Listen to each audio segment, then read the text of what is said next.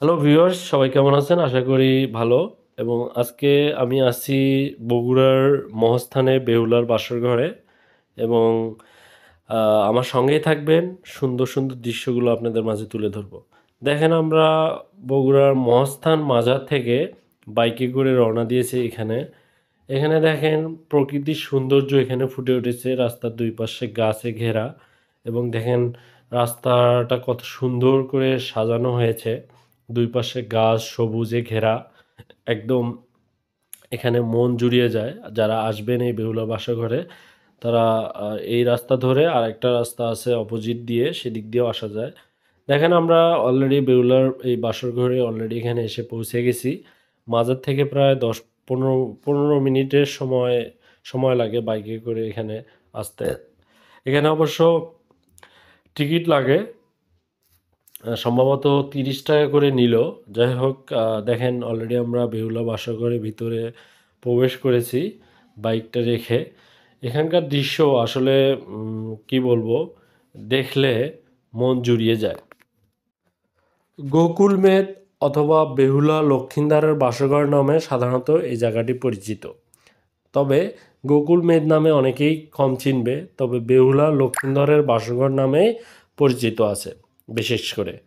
এবং এখানে 1934 অথবা 1936 সালের মধ্যে 172টি খণ্ডিত স্তম্ভের মাধ্যমে তৈরি এই বেহুলা লক্ষিন্দরের বাসঘরটি। এবং এটা প্রায় 13 মিটার বা 13-14 মিটারের মতো হাইট হবে।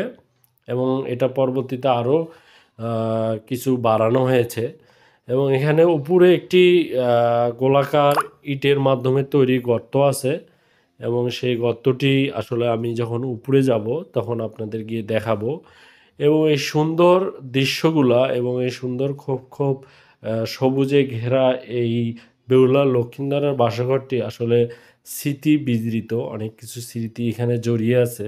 আমাদের দেশে বিভিন্ন জেলাতে এরকম অনেক ব্রিটিশ আমলের তৈরি বা মোগল আমলের তৈরি এই জিনিসগুলো আমাদের ধরিয়ে রাখতে হবে, টিকে রাখতে হবে। দেখেন, আমি উপরে যাচ্ছি এবং উপরের দৃশ্যটাও আমি আপনাদের দেখানোর চেষ্টা করব।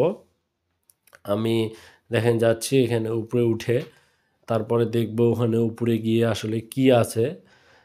দেখা যাক, চলুন আমার সঙ্গে। এবং আমি যাচ্ছি উপরে। মোটামুটি উপরে উঠে আসলে উপর থেকে কেমন লাগে বইলা লক্ষিন্দরের বাসর ঘরে আশপাশের দৃশ্যগুলো উপর থেকে, সেটাও আমি আপনাদের তুলে ধরবো।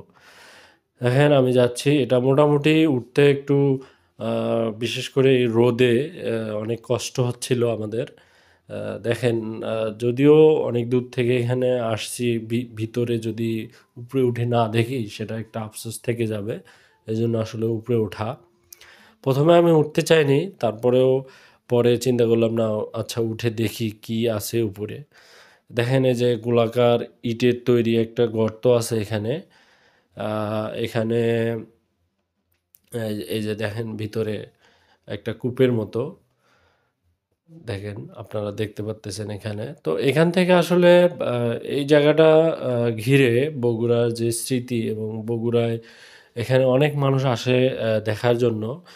তবে আমি দেখলাম এইটাকে ঘিরে আশপাশের শহরটা অতটা আসলে গোছালো না, পরিষ্কার না। আম, এই বেহুলা লক্ষিন্দরের সামনে গেটটা সব কিছু যেন জন্য শীর্ণ হয়ে আছে। যদি এই জায়গাটা যদি আহ, সুন্দর করে সাজানো যায়, এবং এই জায়গাটা যদি আরও সুন্দরভাবে সংরক্ষিত করে সুন্দরভাবে সাজানো যায়, এখানকার আম, কি বলবো, দর্শনার্থীরা আরও বেড়ে যাবে। তো আশা করি, আমি যারা বগুড়ায় আছে এবং জেলা প্রশাসনকে, তাদেরকে আমি উল্লেখ করে বলতেছি এই জায়গাটা এবং আশপাশের শহরটা যেন আরও সুন্দর করে তারা সাজিয়ে রাখে।